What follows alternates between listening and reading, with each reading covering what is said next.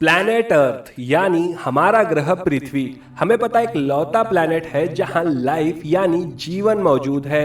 लेकिन जैसा कि हमने पिछले वीडियो में देखा कि हमारे सोलर सिस्टम के दूसरे ग्रहों पर लाइफ एग्जिस्ट नहीं करती, तो फिर ऐसा क्या है जो हमारे प्लैनेट को लाइफ के लिए परफेक्ट और खास बनाता है? इसका जवाब छिपा है हमारे प्लैनेट के पोजीशन में। हमारा ग्रह सूरज से तीसरे नंबर का प्लैनेट है, जो एक ऐसे जोन में है जो पृथ्वी को जीवन पनपने योग्य बनाता है। इस जोन या इस एरिया को गोल्डीलॉक्स जोन कहते हैं। किसी भी सोलर सिस्टम में किसी भी प्लैनेट पर लाइफ एग्जिस्ट करने के लिए साइंटिस्ट सबसे पहले उसकी पोजीशन को स्टडी करते हैं। तो क्या है ये गोल्डीलॉक्स जोन? जिस प्रकार गोल्डीलॉक एंड थ्री बियर्स इस फेरी टेल में गोल्डीलॉक को ना ज्यादा ठंडा ना ज्यादा गर्म पॉरिज पसंद था, वैसे ही किसी भी प्लैनेट पर जीवन पनपने के लिए उसका सोलर सिस्टम में एक ऐसी जगह पर होना या ऐसे जोन में होना जरूरी है जहां टेम्परेचर ना ज्यादा ठंडा हो ना ज्यादा गर्म हो, वो लाइफ के लिए जस्ट राइट परफेक्ट हो। गोल्डीलॉक्स जोन को हम हैबिटेबल जोन भी कहते हैं। एक ऐसी जगह या जोन जो स्टार से इतनी दूरी पर हो कि टेम्परेचर इतना सही हो कि पानी लिक्विड फॉर्म में रह सके, जो लाइफ के लिए एसेंशियल एलिमेंट होता है। हमारे सोलर सिस्टम में अर्थ इस जोन के बीच में है, इसलिए यहाँ ओशंस, रिवर्स और लाइफ एग्जिस्ट करती है। पिछले वीडियो में हमने सोलर सिस्टम के बारे में जाना था, जिसमें हमने प्लैनेट फॉर्मेशन की नेब्यूलर परिकल्पना सिद्धांत देखा और साथ ही अर्थ का रोटेशन, रिवॉल्यूशन और शेप से रिलेटेड इंफॉर्मेशन देखी। अगर आपने वो वीडियो नहीं देखा है तो लिंक डिस्क्रिप्शन में है। आज हम इस वीडियो में अर्थ को और अच्छे से समझेंगे। नेब्यूलर हाइपोथेसिस के अकॉर्डिंग हमने देखा था कि हमारा प्लैनेट बना कैसे। लेकिन बात करें मून की या हमारे चांद के फॉर्मेशन की, तो लगभग 4.5 अरब साल पहले प्लैनेट अर्थ के फॉर्मेशन के बाद जब अर्थ अर्ली स्टेज में थी, तब द जायंट इंपैक्ट थ्योरी के अनुसार एक मार्स साइज प्लैनेट, जिसे साइंटिस्ट थिया कहते हैं, हमारी अर्थ से टकराया था। इस टक्कर के बाद पृथ्वी का एक हिस्सा और थिया के टुकड़े अंतरिक्ष में बिखर गए। इस टक्कर के बाद पृथ्वी के चारों ओर एक मलबे की डिस्क बनी और समय के साथ ये मलबे के टुकड़े धीरे धीरे इकट्ठे होकर जुड़ने लगे और चांद यानी हमारे मून का निर्माण हुआ। द जायंट इंपैक्ट थ्योरी के अलावा चांद के फॉर्मेशन के कुछ और भी सिद्धांत हैं, जिनमें कैप्चर थ्योरी, फिजन थ्योरी और को फॉर्मेशन थ्योरी है। लेकिन इन सिद्धांतों में कुछ कमियां हैं, इसलिए द जायंट इंपैक्ट थ्योरी को वाइडली एक्सेप्ट किया जाता है। प्राचीन सभ्यताओं में लोगों का विश्वास था कि पृथ्वी एक विशाल डिस्क है जो समुद्रों पर तैर रही है और उसके ऊपर एक गुंबद जैसा आकाश है। ये विचार उनके रोजमर्रा के अनुभवों और प्राकृतिक दृश्यों को देखकर बने थे। 6th सेंचुरी बीसीई में ग्रीक फिलोसोफर पाइथागोरस ने प्रस्तावित किया कि पृथ्वी गोल है, जिसके बाद एरिस्टोटल ने 4th सेंचुरी बीसीई में कई प्रमाण दिए, जैसे कि ग्रहण के समय पृथ्वी की गोल छाया और अलग अलग स्थानों से अलग अलग तारे दिखाई देना, जो पृथ्वी के गोल होने का सबूत थे। जिसके बाद 3rd सेंचुरी बीसी में इरेटोस्थीनिस ने पृथ्वी के परिधि यानी सरकमफेरेंस को मेजर्ड किया। उन्होंने देखा कि समर सोलिस्टिस के दिन सायनी यानी आज का आसमान, वहां सूर्य सीधा सर के ऊपर होता है, जबकि अलेक्जेंड्रिया में उसी समय सूर्य एक एंगल पर होता है। इस अंतर को नापकर उन्होंने पृथ्वी के परिधि यानी सरकमफेरेंस का आकलन किया, जो आज के आंकड़ों के बहुत करीब था। इरेटोस्थीनिस को फादर ऑफ ज्योग्राफी कहा जाता है और वो पहले शख्स थे जिन्होंने ज्योग्राफी वर्ड का इस्तेमाल किया। मिडिल एजेस में भी अधिकतर लोग पृथ्वी के गोल होने को मानते थे, लेकिन कुछ लोग जैसे कि 19th सेंचुरी में फ्लैट अर्थ सोसाइटी के सदस्य पृथ्वी को फ्लैट मानते रहे हैं। आज भी कुछ लोग इस विचार को मानते हैं, लेकिन वैज्ञानिक प्रमाण और सैटेलाइट इमेजेस दिखाती है कि पृथ्वी एक स्फेरॉइड है। पृथ्वी का शेप ऑब्लेट स्फेरॉइड है। अर्थ की पोलर डायमीटर 12,714 किलोमीटर और इक्वेटोरियल डायमीटर 12,756 किलोमीटर है। मतलब इक्वेटोरियल और पोलर डायमीटर में 42 किलोमीटर का डिफरेंस है। इसका मतलब है कि पृथ्वी एक परफेक्ट स्फीयर नहीं है, बल्कि थोड़ी बल्ज है। ये जो 42 किलोमीटर का डिफरेंस है ये अर्थ के रोटेशन के कारण होता है, जिससे इक्वेटर पर थोड़ा बल जाता है। द जायंट इम्पैक्ट थ्योरी के अनुसार हमने देखा था कि हमारा चांद कैसे बना। चंद्रमा यानी मून पृथ्वी का एकमात्र नेचुरल सैटेलाइट यानी उपग्रह है।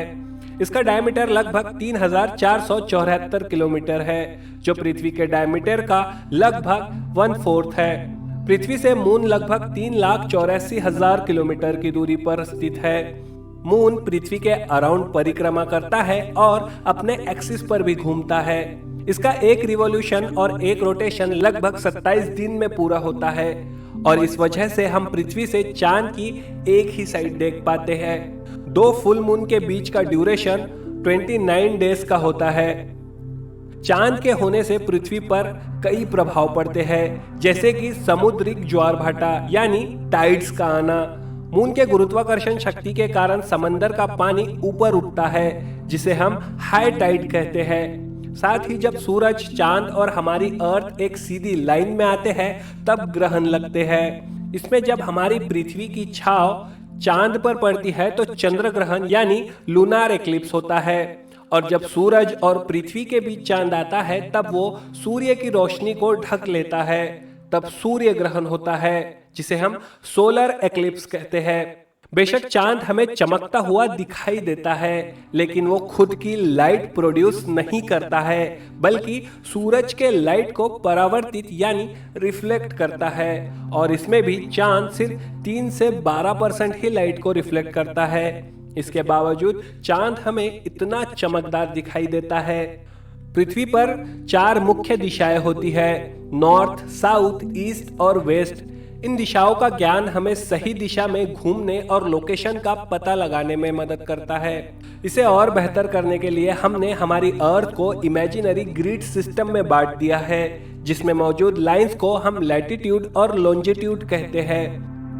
लैटिट्यूड अर्थ पर हॉरिजॉन्टल इमेजिनरी लाइंस होती है, जबकि लॉन्जिट्यूड वर्टिकल इमेजिनरी लाइंस है, जिसका इस्तेमाल हम प्लेसेस के लोकेशन के लिए करते हैं। लैटिट्यूड की अगर बात करें तो इसमें जो 0 डिग्री लैटिट्यूड है उसे हम इक्वेटर कहते हैं। इक्वेटर अर्थ को 2 इक्वल हाफ में डिवाइड करती है, जिसमें ऊपर यानी नॉर्थ वाले भाग को नॉर्दर्न हेमिस्फीयर और साउथ वाले भाग को सदर्न हेमिस्फीयर कहते हैं। इनके अलावा जो मुख्य लैटिट्यूड है उनमें नॉर्दर्न हेमिस्फीयर में ट्रॉपिक ऑफ कैंसर, फिर आर्कटिक सर्कल है। बात करें सदर्न हेमिस्फीयर की तो उसमें ट्रॉपिक ऑफ कैप्रिकॉर्न और अंटार्कटिक सर्कल है। अब बात करते हैं लॉन्जिट्यूड की, तो लॉन्जिट्यूड नॉर्थ पोल से साउथ पोल तक जाने वाले इमेजिनरी लाइंस होती है, जिसमें इक्वेटर के तरह ही एक 0 डिग्री लॉन्जिट्यूड है, जिसे हम प्राइम मेरिडियन कहते हैं। ये लाइन पृथ्वी को ईस्टर्न और वेस्टर्न हेमिस्फीयर में डिवाइड करती है। प्राइम मेरिडियन लंदन के ग्रीनविच में रॉयल ऑब्जर्वेटरी से होकर गुजरती है, इसी वजह से इसे ग्रीनविच मेरिडियन भी कहा जाता है। प्राइम मेरिडियन का उपयोग लॉन्जिट्यूड नापने के लिए होता है, जिससे हम किसी भी स्थल का सही लोकेशन निर्धारित कर सकते हैं। ये लाइन समय के लिए भी इम्पोर्टेंट है, क्योंकि इसी के आधार पर कोऑर्डिनेटेड यूनिवर्सल टाइम यानी यूटीसी तय किया गया है। 1884 में वॉशिंगटन डीसी में एक इंटरनेशनल मेरिडियन कॉन्फ्रेंस हुई थी, जिसमें उस वक्त के 25 देशों के प्रतिनिधियों ने ग्रीनविच को दुनिया का प्राइम मेरिडियन मानने का निर्णय लिया था। प्राइम मेरिडियन के बिल्कुल अपोजिट डायरेक्शन में यानी 180 डिग्री लॉन्जिट्यूड पर इंटरनेशनल डेट लाइन है। जब हम इस लाइन को पार करते हैं तो एक दिन आगे या एक दिन पीछे जाता है। इंटरनेशनल डेट लाइन और कंट्रीज के टाइम जोन के बारे में हम आने वाले वीडियोस में डिटेल में समझेंगे। तो हमने देखा कि लैटिट्यूड और लॉन्जिट्यूड एक इमेजिनरी ग्रिड सिस्टम है, जो पृथ्वी के ऊपर प्लेसेस का सही लोकेशन बताता है। Latitude lines east west direction में होती है और इक्वेटर से नॉर्थ या साउथ की दूरी बताती है। Longitude lines north south direction में होती है और प्राइम मेरिडियन से ईस्ट या वेस्ट की दूरी बताती है। जैसा कि हमने पिछले वीडियो में पृथ्वी के रोटेशन और रिवॉल्यूशन के बारे में जाना था, अब हम इससे होने वाले बदलाव को समझेंगे। पृथ्वी अपने प्लेन से 23.5 डिग्री पर अपने एक्सिस पर घूमती है। इसमें एक पूरे रोटेशन को लगभग 24 घंटे लगते हैं, जिसके कारण हमें दिन और रात का अनुभव होता है। जब पृथ्वी का एक हिस्सा सूरज के तरफ होता है तो वहां दिन होता है और जो भाग अपोजिट होता है वहां रात होती है। इसके साथ ही हमारी अर्थ सूर्य की परिक्रमा भी करती है जिसे हम रिवॉल्यूशन कहते हैं और एक रिवॉल्यूशन लगभग 365.25 दिन का होता है। जैसा कि हम जानते हैं कि पृथ्वी का एक्सियल टिल्ट 23.5 डिग्री पर है, यानी पृथ्वी इस एंगल पर घूमती है। अब इस एक्सियल टिल्ट और रिवॉल्यूशन के कारण हमें पृथ्वी पर अलग अलग सीजन्स, साथ ही दिन और रात के समय में भी बदलाव देखने मिलते हैं, क्योंकि इससे सूरज की किरणें अलग अलग जगह पर अलग अलग एंगल से पड़ती है। जब पृथ्वी का नॉर्दर्न हेमिस्फीयर सूर्य की तरफ झुका होता है तो वहां गर्मी होती है और सदर्न हेमिस्फीयर में ठंड होती है। जब सदर्न हेमिस्फीयर सूर्य की तरफ झुका होता है तो वहां गर्मी होती है और नॉर्दर्न हेमिस्फीयर में ठंड होती है। आइए समझते हैं इक्विनॉक्स और सोलिस्टिस क्या होते हैं। इक्विनॉक्स का मतलब होता है इक्वल नाइट, यानी ऐसे दिन जब दिन और रात का समय लगभग बराबर होता है। पृथ्वी पर हर साल 2 बार इक्विनॉक्स होता है। स्प्रिंग इक्विनॉक्स 21 मार्च के आसपास जब सूर्य की किरणें सीधा इक्वेटर पर पड़ती है तब स्प्रिंग इक्विनॉक्स होता है, और 23 सितंबर के आसपास जब फिर से दिन और रात बराबर होते हैं तब ऑटमन इक्विनॉक्स होता है। इन दिनों में पृथ्वी का कोई भी गोलार्ध यानी हेमिस्फीयर सूर्य की तरफ झुका नहीं होता है, इसलिए दिन और रात समान होते हैं। अब सोलेस्टिस क्या होता है? सोलेस्टिस का मतलब होता है सन स्टैंड स्टिल, यानी ऐसे दिन जब दिन या रात अपनी सबसे लंबी या सबसे कम समय के लिए होती है। हर साल 2 बार सोलेस्टिस होता है। 21 जून के आसपास जब नॉर्दर्न हेमिस्फीयर में दिन सबसे लंबा होता है और रात सबसे छोटी। इस दिन सूर्य की किरणें सीधा ट्रॉपिक ऑफ कैंसर पर पड़ती है। इसे हम समर सोलेस्टिस कहते हैं। बात करें विंटर सोलिस्टिस की तो 21 दिसंबर के आसपास जब नॉर्दर्न हेमिस्फीयर में दिन सबसे छोटा होता है और रात सबसे लंबी, इस दिन सूर्य की किरणें सीधा ट्रॉपिक ऑफ कैप्रिकॉर्न पर पड़ती है। इसे ऐसे समझिए, पृथ्वी टिल्ट होकर घूमती है। रिवॉल्यूशन के वक्त सूर्य की लाइट अलग अलग एरियाज पर अलग अलग तीव्रता से पड़ती है। साल में 2 बार इक्विनॉक्स आते हैं और 2 बार सोलिस्टिस। इस कारण पृथ्वी पर 4 सीजन आते हैं, जिनमें समर, विंटर, स्प्रिंग और ऑटमन है। लगभग 23 और 21 मार्च को वर्नल इक्विनॉक्स आता है। इस दौरान दिन और रात इक्वल टाइम के होते हैं। यहाँ से दिन लंबे होना शुरू होते हैं और रातें छोटी। लगभग 20 और 21 जून को समर सोलिस्टिस आता है और 21 जून को लॉन्गेस्ट डे यानी साल का सबसे लंबा दिन होता है। यहाँ से अब दिन छोटे होना शुरू होते हैं और रातें लंबी, जिसके बाद एक और इक्विनॉक्स आता है जिसे हम ऑटमन इक्विनॉक्स कहते हैं, जो 22 या 23 सितंबर को आता है, जब दिन और रात एक बार फिर इक्वल टाइम के होते हैं। इसके बाद फिर दिन छोटे होते जाते हैं और रातें लंबी। फिर आता है विंटर सोलिस्टिस, जो 21 से 22 दिसंबर को आता है। 21 दिसंबर को शॉर्टेस्ट दिन होता है, यानी साल का सबसे छोटा दिन।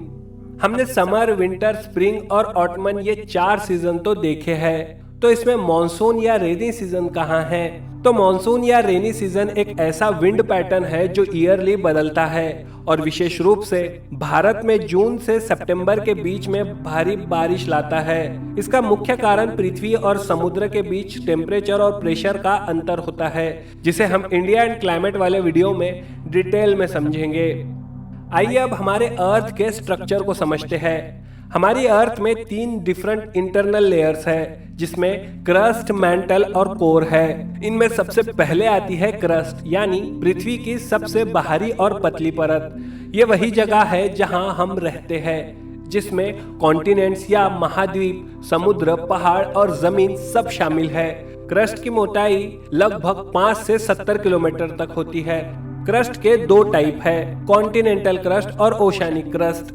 कॉन्टिनेंटल क्रस्ट ज्यादा मोटी और हल्की होती है, जिसमें ग्रेनाइट जैसे रॉक्स होते हैं। वहीं ओशियानिक क्रस्ट पतली और भारी है, जिसमें बेसाल्ट जैसे रॉक्स मिलते हैं। क्रस्ट में कुछ मेन एलिमेंट्स होते हैं, जिसमें oxygen, silicon, aluminium, iron, calcium, sodium, potassium और मैग्नीशियम शामिल है। ये 8 एलिमेंट मिलकर क्रस्ट का लगभग 98.9% भाग बनाते हैं। इनके अलावा क्रस्ट में कम मात्रा में कुछ और एलिमेंट्स भी होते हैं। इसके बाद है मैंटल, जो क्रस्ट के नीचे होती है, जो लगभग 2900 किलोमीटर गहरी है। यह पृथ्वी के वॉल्यूम का 84% हिस्सा बनाती है। मैंटल में पत्थर ज्यादा तापमान और दबाव के कारण थोड़े पिघले हुए होते हैं, जिसे हम मैग्मा कहते हैं। इसी मैग्मा के ऊपर क्रस्ट की टेक्टोनिक प्लेट्स तैरती है। मैंटल के नीचे आता है आउटर कोर, जो लगभग 2200 किलोमीटर गहरा है। ये तरल यानी लिक्विड रूप में होता है और मेनली आयरन और निकेल से बना होता है, और यही पृथ्वी के मैग्नेटिक फील्ड का रीजन है। यहाँ मौजूद लिक्विड आयन के घूमने से पृथ्वी का मैग्नेटिक फील्ड बनता है, जो हमें सूर्य की हानिकारक किरणों से बचाता है। वैसे मैंटल में मेनली ऑक्सीजन, सिलिकॉन, मैग्नीशियम और आयन होते हैं। इसके बाद सबसे अंदर होती है इनर कोर, जो लगभग 1220 किलोमीटर के रेडियस में फैली है। यहाँ प्रेशर यानी दबाव इतना ज्यादा है कि ज्यादा टेम्परेचर के बावजूद आयरन और निकेल ठोस यानी सॉलिड रूप में होते हैं। ये पृथ्वी का सबसे गर्म हिस्सा है, जिसका तापमान लगभग 5700 डिग्री सेल्सियस तक हो सकता है, जो सूर्य के सरफेस के बराबर है। ये थे हमारे अर्थ के इंटरनल लेयर्स। अब बात करते हैं पृथ्वी के वायुमंडल के परते यानी एटमॉस्फेरिक लेयर्स की। जैसा कि हम जानते हैं कि पृथ्वी पर एटमॉस्फेयर यानी वायुमंडल है। इस वायुमंडल में 5 मेन लेयर्स हैं। सबसे पहले आती है ट्रोपोस्फियर यानी वायुमंडल की सबसे निचली परत। ये पृथ्वी की सतह से लगभग 8 से 18 किलोमीटर की ऊंचाई तक फैली होती है। अधिकतर मौसम की जो घटनाएं होती है, जैसे बारिश, बादल, तूफान, वो इसी लेयर में होती है। ये लेयर इंसानी जीवन के लिए बहुत इंपॉर्टेंट है, क्योंकि यहीं पर हम सांस लेने वाली हवा पाते हैं। ट्रोपोस्फियर के ऊपर होती है स्ट्रेटोस्फियर, जो लगभग 50 किलोमीटर की ऊंचाई तक फैली होती है। इस लेयर में ओजोन लेयर भी होती है, जो सूर्य की हानिकारक अल्ट्रावायलेट किरणों से बचाता है, जिससे अर्थ पर लाइफ सुरक्षित रहती है। स्ट्रेटोस्फियर के बाद आती है मेसोस्फियर, जो लगभग 80 किलोमीटर की ऊंचाई तक फैली होती है। यह लेयर वायुमंडल की सबसे ठंडी परत है और यहीं पर स्पेस से आने वाले अधिकांश मेटेरॉइड्स जलकर खत्म हो जाते हैं। इसके बाद है थर्मोस्फियर, जो लगभग 700 किलोमीटर की ऊंचाई तक फैली होती है। इस लेयर में टेम्परेचर बहुत ज्यादा होता है। यहीं पर ऑरोरा बोरियोलिस जैसे लाइट के अद्भुत नजारे दिखाई देते हैं। सबसे ऊपर होती है एक्सोस्फियर, जो लगभग 10,000 किलोमीटर की ऊंचाई तक फैली होती है। ये वायुमंडल की सबसे बाहरी लेयर है, जहां से एटमॉस्फेयर धीरे धीरे स्पेस में मिल जाता है। पृथ्वी के एटमॉस्फेयर में मेनली कुछ गैसेस पाई जाती है, जिनमें नाइट्रोजन, ऑक्सीजन, एर्गॉन, कार्बन डाइऑक्साइड शामिल है। इनके अलावा वायुमंडल में कुछ और गैसेस जैसे नियॉन, हीलियम, मीथेन, क्रिप्टॉन और हाइड्रोजन कम मात्रा में प्रेजेंट है। जैसा कि हम जानते हैं कि हमारे अर्थ को ब्लू प्लैनेट कहते हैं, जिसका कारण है इस पर मौजूद पानी की मात्रा। पृथ्वी की सतह का लगभग 71% हिस्सा पानी से ढका हुआ है। इसमें से 97.5% पानी खारा है, जो समुद्रों और महासागरों में पाया जाता है, और जो पीने लायक पानी है वो सिर्फ 2.5% है, जो हम पीने, खेती और अन्य जीवों के लिए यूज करते हैं। इस 2.5% मीठे पानी का डिस्ट्रीब्यूशन भी कुछ इस प्रकार है। 68.7% ग्लेशियर्स और बर्फ के रूप में बंद है, और 30.1% ग्राउंड वाटर के रूप में जमीन के नीचे है। सिर्फ 1.2% ही सरफेस वाटर है, जैसे नदियां, झील और वेटलैंड्स। अब सोचिए, 1.2% सरफेस वाटर में से भी 0.3% नदियों में है और 0.26% झीलों में, और बचा हुआ 0.03% वेटलैंड्स में है। यानी पूरी धरती पर जो पानी है उसमें से सिर्फ एक छोटी सी मात्रा में ही हमारे रोजमर्रा के उपयोग के लिए उपलब्ध है। धरती पर पानी एक निरंतर चक्र में घूमता रहता है। इसे हम जल चक्र या वाटर साइकिल कहते हैं। इसमें इवापोरेशन, कंडेंसेशन और प्रेसिपिटेशन जैसे प्रोसेस शामिल होते हैं, लेकिन बदलते मौसम, पोल्यूशन और अधिक उपयोग के कारण हमारे पास उपलब्ध मीठा पानी या फिर पीने योग्य पानी दिन प्रतिदिन कम होता जा रहा है। तो ये था हमारे प्लैनेट अर्थ का ओवरऑल सफर। हम उम्मीद करते हैं कि इस वीडियो से आपको काफी कुछ जानने मिला होगा। इस लेक्चर के नोट्स और एग्जाम रिलेटेड फैक्ट्स आपको हमारे टेलीग्राम चैनल पर मिलेंगे। मिलते हैं अगले वीडियो में, तो सोचिए, समझिए और एक्सप्लोर कीजिए। थिंक हो।